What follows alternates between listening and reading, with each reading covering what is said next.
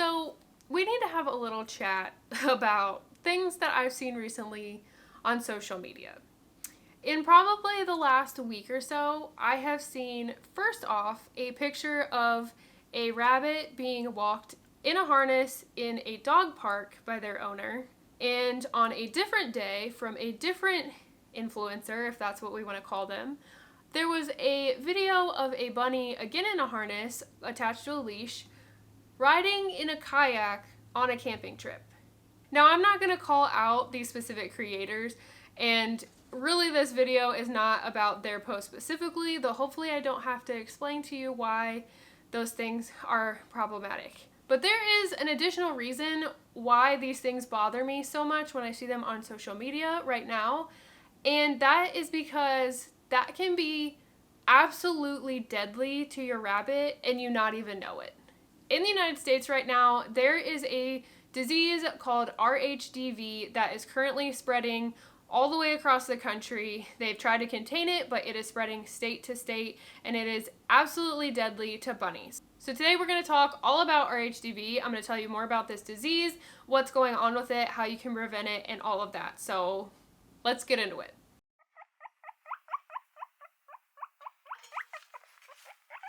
Hey there, my name is Allison. Welcome if you are new. The Tiny Herd is all about providing education and resources to guinea pig and rabbit owners so that you can give your pets the best life possible. So if that sounds like something you are interested in, make sure to hit that subscribe button and check out all of my other content platforms down in the description box. You can find me in a lot of different places. But let's go ahead and talk about RHDV. Now, if you are in Europe, you probably don't think about RHDV that often.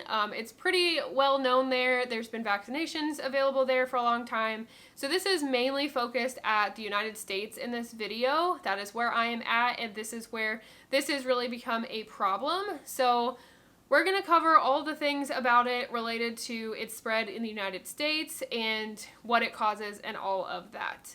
So first off, what the heck is RHDV? And I'm going to tell you what that stands for, and I am fully aware that it sounds like it's not a real thing, but I promise you it is. So RHDV stands for Rabbit Hemorrhagic Disease Virus, and it is a virus. It only affects bunnies, and it affects both domestic and wild rabbits. I believe this was actually a man-made virus that was meant to control wild rabbit populations. I think it might have been created in Europe, but don't quote me on that. But I think it was man-made. It was introduced into wild rabbit populations. So other countries do have vaccines that they use on a regular basis to treat that. However, this is newly introduced to the United States in the past couple of years, so it is a little bit different of a situation. One of the main things I want you to understand about this disease is that this is not something that your bunny can get. You take them to the vet and they can potentially get over it. This is something that very often will kill your rabbit with no signs or symptoms whatsoever. It is very deadly, and that is why it is really important to take this seriously. So there are actually two variants of RHDV. So there is like RHDV1, I guess, the original version, and then there is RHDV2, which is the one that is currently spreading in the United States. The difference between them, I think, is just a little bit of symptoms, and obviously there's like some science behind that, but I'm just going to call it RHDV and know that I'm talking about RHDV2 that is spreading in the United States right now. Now, I don't want to totally scare you and freak you out and think that your bunny's going to get this immediately and it's going to die, because that is not the situation. That is not what I want to leave you with in this video. I want to explain what this is. I want to explain how your bunny gets it so that you can prevent your bunny from getting it and be safe with your rabbits, basically.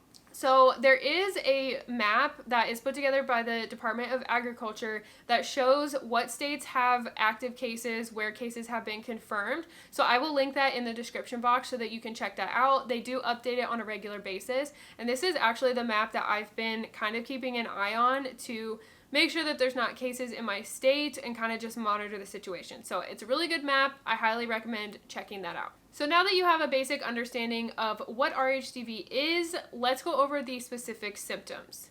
So the most unpleasant part of this disease is that a lot of rabbit owners that have, pet rabbits have not seen any symptoms with their rabbits until their rabbits have already passed away. From what I read, in a lot of cases, the bunny owners would go out to do their normal routine with their bunnies, find their rabbits already passed away, sometimes with a little bit of blood around their nose and mouth. So the actual symptoms of RHDV are loss of appetite, respiratory problems like breathing issues, fever, potentially blood around the nose and mouth, like I mentioned before, and that is from internal bleeding, and then unfortunately death, which is usually like sudden death.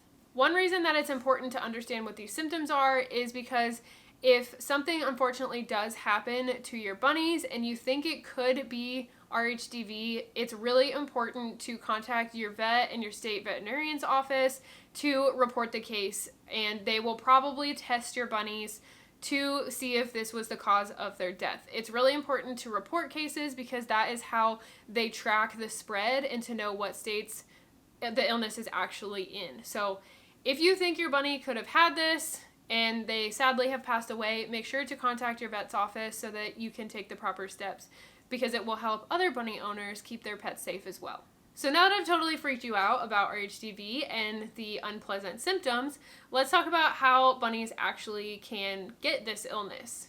The main ways are through direct contact with an infected rabbit or contact with their bodily fluids, so like urine or blood or anything like that. If you were involved in like farming or like livestock, 4-H, that kind of thing, you might have heard of RHDV or kind of seen the consequences of it without realizing, because over the past couple of years, there's actually been a lot of like rabbit shows at fairs and that kind of thing that have been canceled to make sure that this doesn't spread through bunny populations, because if you can imagine how many bunnies there are being shown at a fair, if one bunny has this disease, it could potentially wipe out all of those bunnies. So in a lot of states, they have put restrictions and things like that on those types of gatherings of bunnies to limit the spread of this disease. It's important to know if there have been confirmed cases in domestic or wild rabbits in your state, because if there have been confirmed cases of wild rabbits anywhere near you, you need to be extra careful about what you track inside if you are like out in your yard, out in the woods, anything like that, because you never know what you're walking in. You never know if you could be walking through bunny poop, like wild bunny poop or anything like that. So in those cases, it's important to make sure you're always washing your hands before you interact with your bunnies. That's probably a good tip for anyone. Wash your hands before you interact with your bunnies after you've been to a place like a pet store or a rescue or anything like that, so you don't bring anything back to your own bunnies. Change your clothes if there are confirmed cases in your state. Definitely don't wear your shoes in with your pets if you have, like I said, been walking out in the woods and there have been cases with wild rabbits.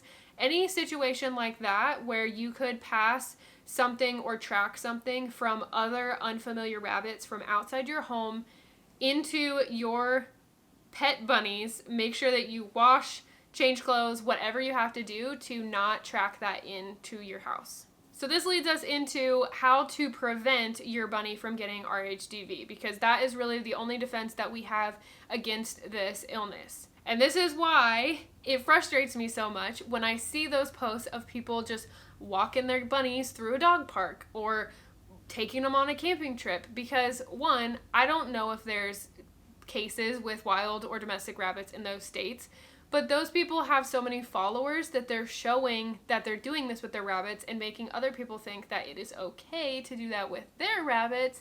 And those people could have cases with wild rabbits in their states. You see where I'm going with this? It's just unnecessary risk.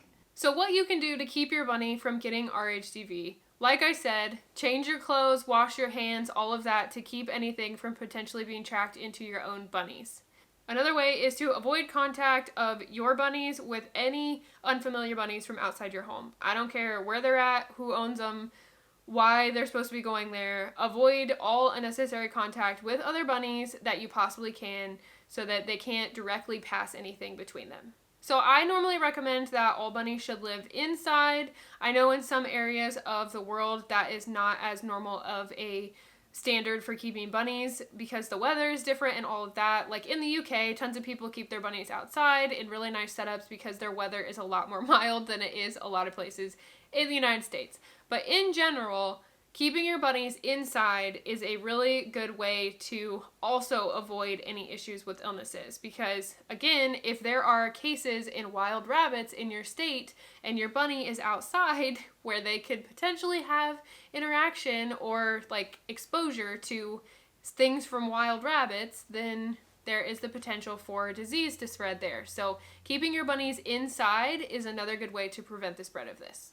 And last but not least, get your bunnies vaccinated. Now, this is not as simple as just call your vet and get your bunnies vaccinated, which we will talk about here in 1 second, but getting your bunnies vaccinated is going to be a huge defense to them actually catching this virus. So if you can at all possible get them vaccinated, figure out how you can do it. So let's go ahead and talk a little bit about how to get your bunnies vaccinated, because like I mentioned, it's not that straightforward for everyone. For the first couple years of RHDV being a problem spreading in the United States, there was actually no vaccine available. The only vaccines were from Europe and like the UK, and they were not approved for import in the United States. As cases continued to spread and new states were added to the map of, where there were cases, they started to approve states to import the vaccine for bunnies in those states. But for a long time, most people couldn't get the vaccine for their personal bunnies unless there had been active cases in their state. This was the case for my state for a really long time. There was no way for me to get my bunnies vaccinated because there had never been cases in this state, which is good that there was never any cases, but it wasn't so good that I didn't have a way to defend my bunnies against this in case they somehow were exposed.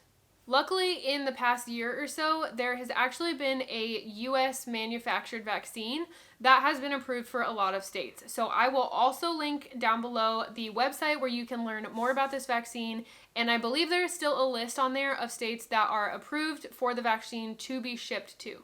So if you are on this list, or if you want to figure out what your options are for getting your bunnies vaccinated, I highly recommend researching this vaccine. Again, it'll be linked down below, and then contacting your usual vet and asking them if they have the vaccine, if they know about the vaccine, what your options are, because at this point there are still a lot of vets that don't know a ton about this and don't know that there is a vaccine available. So bringing that to your vet's attention is really important.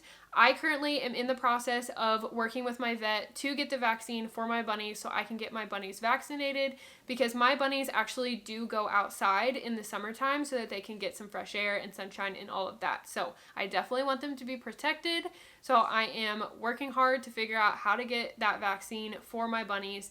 And you might have to do the same. You might have to work with your vet. You might have to call your state vet's office. But at this point, with it continually kind of spreading across the United States, I think it's important that we as pet owners stand up, talk to our vets, talk to our state vets, and say, this is something that we want for our pets. I know this was not a super pleasant topic, but I thought it was something that was really important to talk about, especially with some of the stuff, I'm not going to go through it again, but some of the stuff that's shared on social media. So I hope you guys learned something in this video. If you didn't know much about RHDV, or if you knew nothing about it, hopefully you learned something new, and will get with your vet here soon to hopefully get your bunnies vaccinated if they haven't been already. But if you want to learn more about rabbit care, you can check out these other videos that I've put on my channel. I put up new videos every single week about guinea pig and rabbit care, so make sure to subscribe if that sounds like something you would be interested in. And all of my other content platforms, my website and Instagram, will be linked down below as well if you want to find me on there. But I will see you guys in my next video. Bye!